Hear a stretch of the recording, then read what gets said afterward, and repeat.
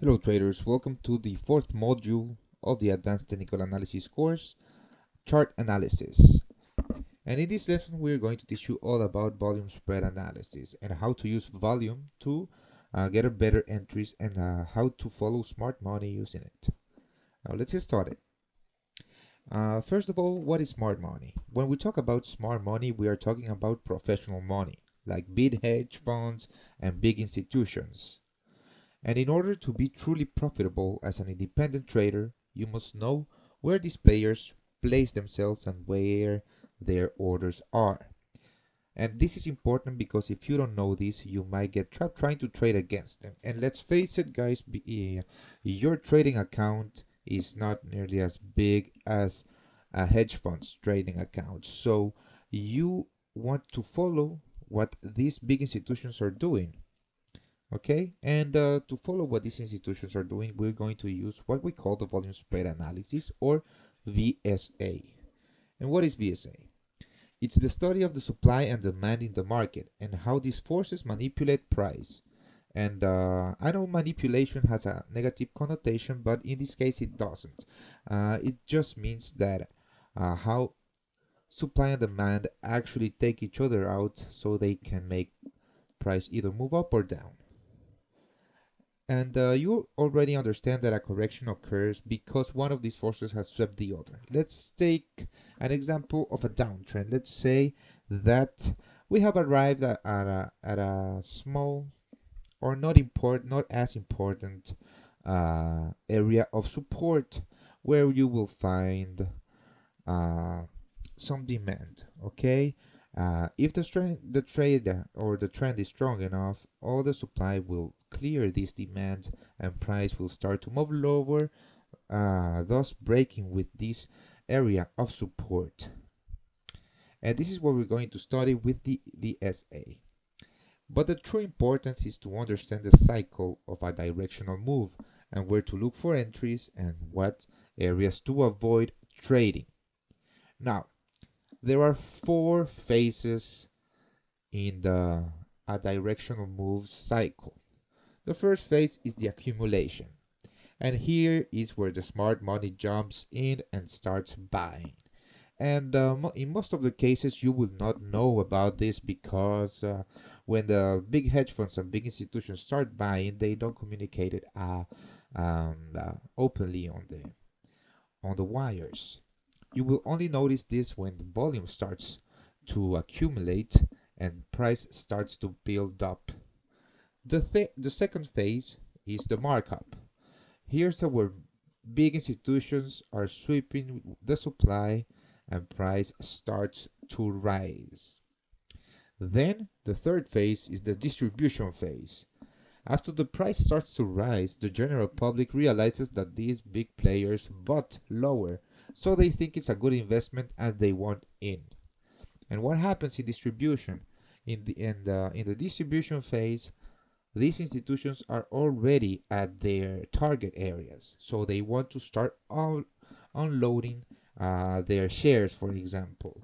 So when the public or the general public starts to demand these shares, the big institutions will supply them, and thus taking a profit on their investment. And this is what we call dumb money, jumping in at these levels. And the fourth phase is the markdown. The professional money starts supplying to the general public so they can buy, and by doing so they are taking profit on their positions and price starts to drop. Why price starts to drop? Because of the supply, or that the supply is so big at this level that the demand from the general public will not fill it or sweep it. So price will start to fall down. So you don't want to be dumb money, right? But you can't be smart money or professional money.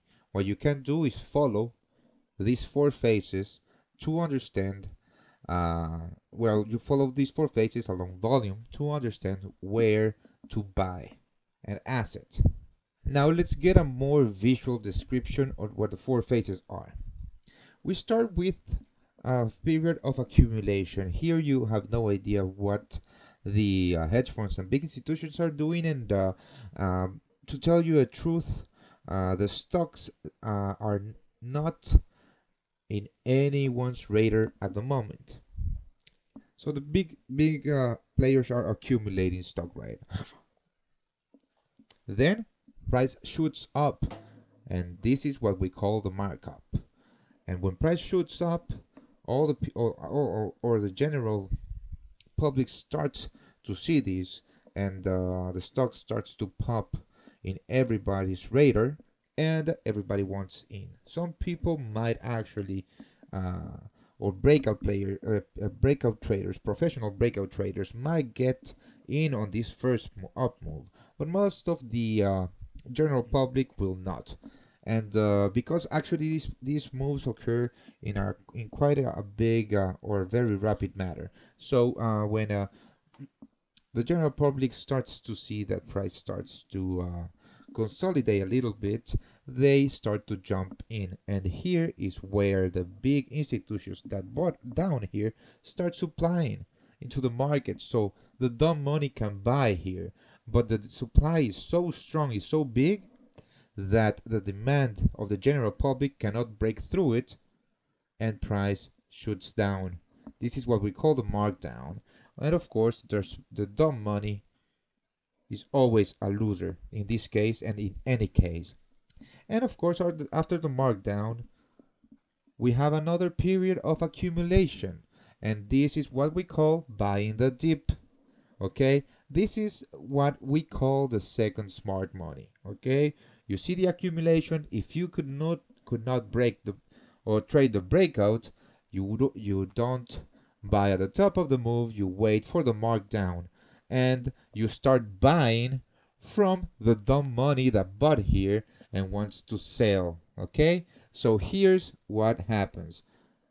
Professional money buys here, dumb money buys from professional money here, professional money makes money, dumb money loses money, and you buy from dumb money here, and everybody does before price starts to shoot up. So this is basically what the four phases are, and now we're going to go through an Amazon chart so you can see what happens with volume.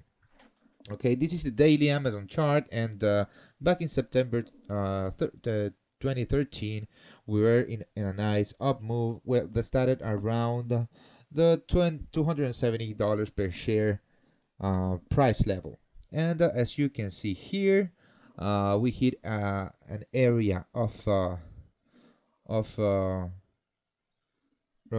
resistance. I'm sorry, and what do you see here? You see huge buying at this area of resistance. Now, what happens? Price moves up a couple of, well, $10 or so, and then shoots down. This is the exact scenario that we just saw. Okay, dumb money start to buy here, boom, and what happens here?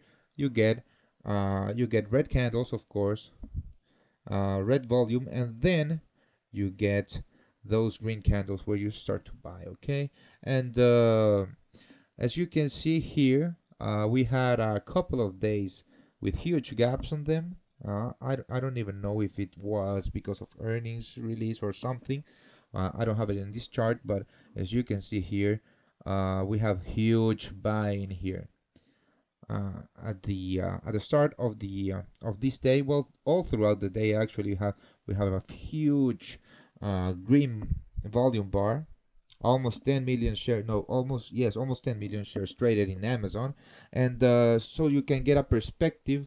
Amazon trades between 1 and 3 million shares per day, sometimes less than 1 million if there is really nothing going on with the stock.